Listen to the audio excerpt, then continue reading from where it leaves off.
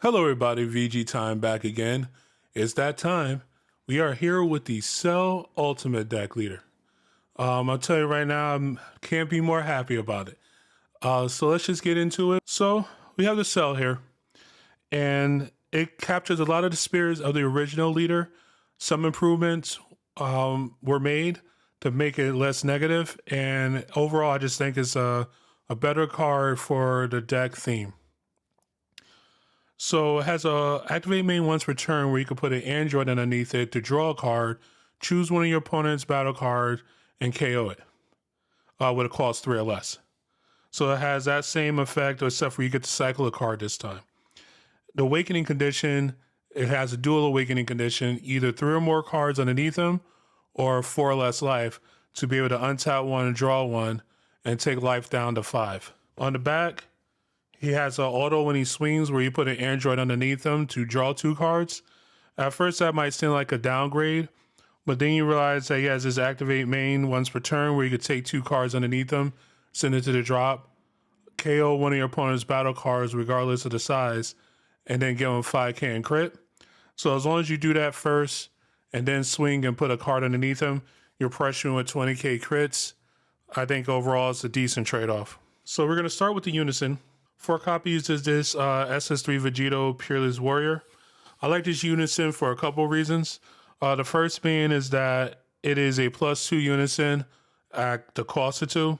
So he's kind of beefy, kind of hard to deal with. Other part of it that he has this auto once per turn that when you activate Union, a Union skill, you get to draw a card. So we're going to be doing a lot of Union absorbing in his deck. It's going to trigger this ability every turn once you play it. So you're just going to get this additional value over the course of the game. The -7 is also really great on it. It makes it so that your opponent can't really ever go to 1 or ignore it because you'll be able to just end their life with it. So we're going to start with the new 1-drop cells. We play in 4 of this one, 2 of this one. I might actually convert this to 3-3, but I think 4-2 is really the right way. They both get played for free, but under different conditions. This one is played for free if you KO one of your opponent's battle cards using your leader skill, and it plays itself for free in rest mode. This one, if you have a Unison out and your opponent doesn't have any battle cards, you get to play it for free. Now, both of these Union 17s from the drop area or your hand to play 4-cost multicolor cells. So we're going to get into those. So the first one is this one right here. This is the new one. I played 2 copies of that one and 2 copies of the Expert Deck Cell one. Both of these are in the Ultimate deck. But basically, this guy right here has Barrier, 16k. You can evolve for 1 on top of a 17. So if you're started out of cells, you at least have the option of being able to evolve and to make it. It has an auto when it comes into play. You draw a card, and you could Union Absorb limit 1 for green to go into an 8-drop cell from the deck or the drop area. Multicolor cell, that is.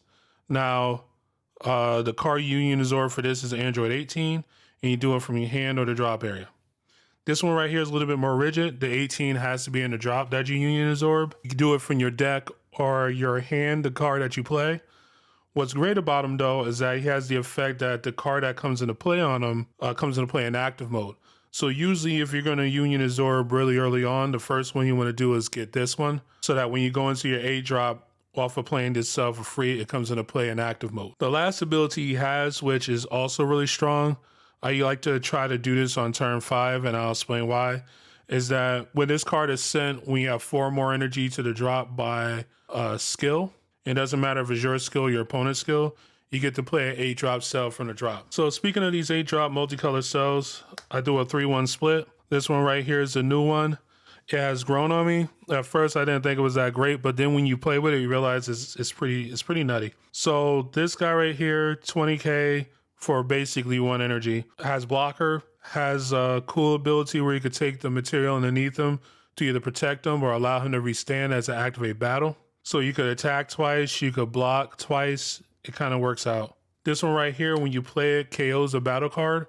And then if your opponent attacks, you could take an 18 underneath it, send it to the drop, send this to the drop, and play one of these 4-drops out. So usually you want to make this guy on top of him so that then you could reunion absorb to 18 to make him to pop a card on a following turn, and then again keep that loop going. All which is triggering value off of this.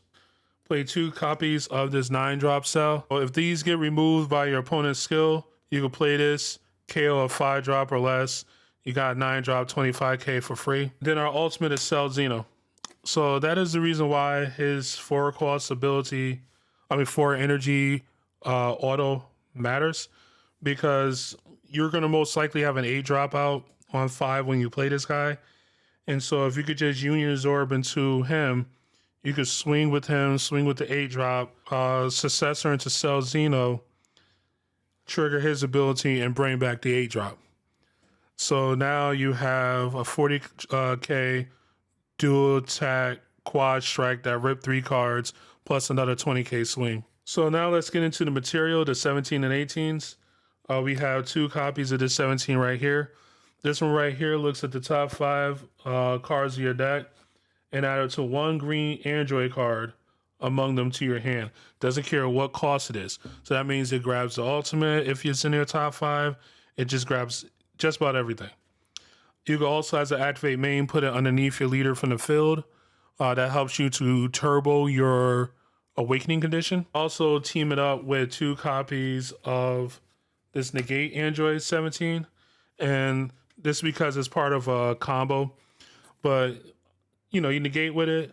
If you don't have this, but you have this in your opening hand and this 4-drop, you could charge an energy, pass, negate their first attack, and then evolve on top and then go from there. 4 copies of the 17 and 18 on the same card.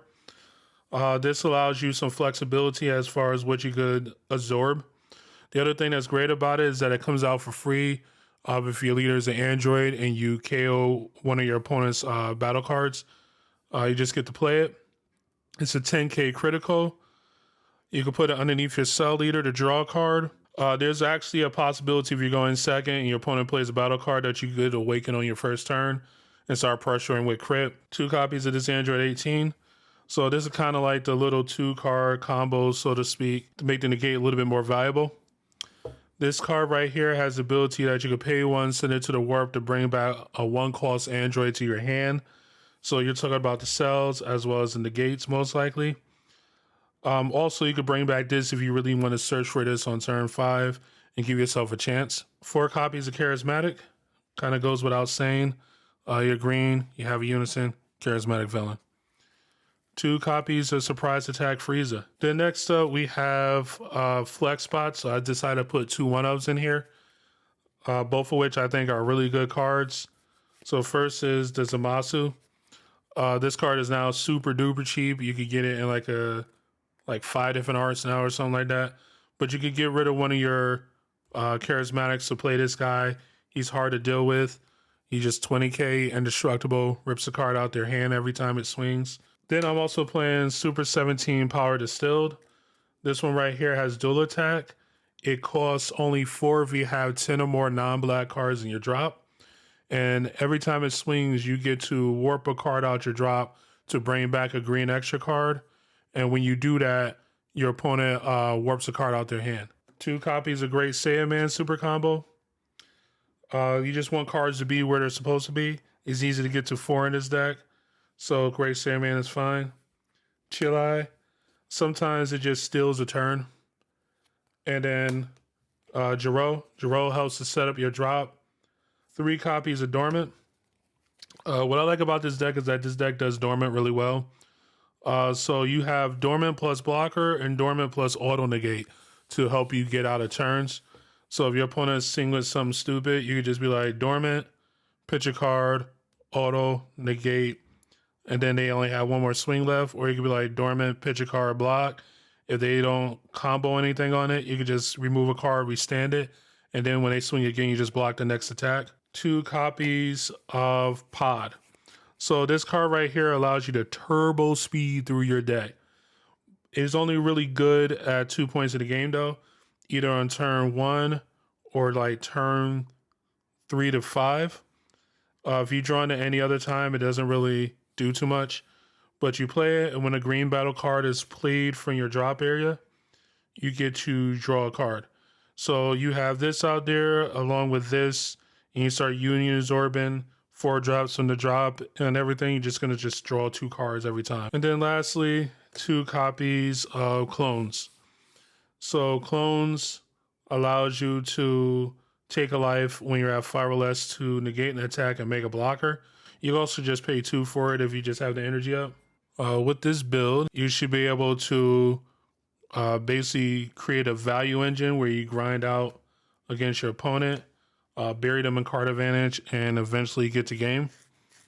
You also have a little bit of hand control between the possibility to Unison and sell Xeno, and as well as the Zamasu and the Super 17. So I hope you guys enjoyed it, and I'll catch you next time. It's VG Time signing out.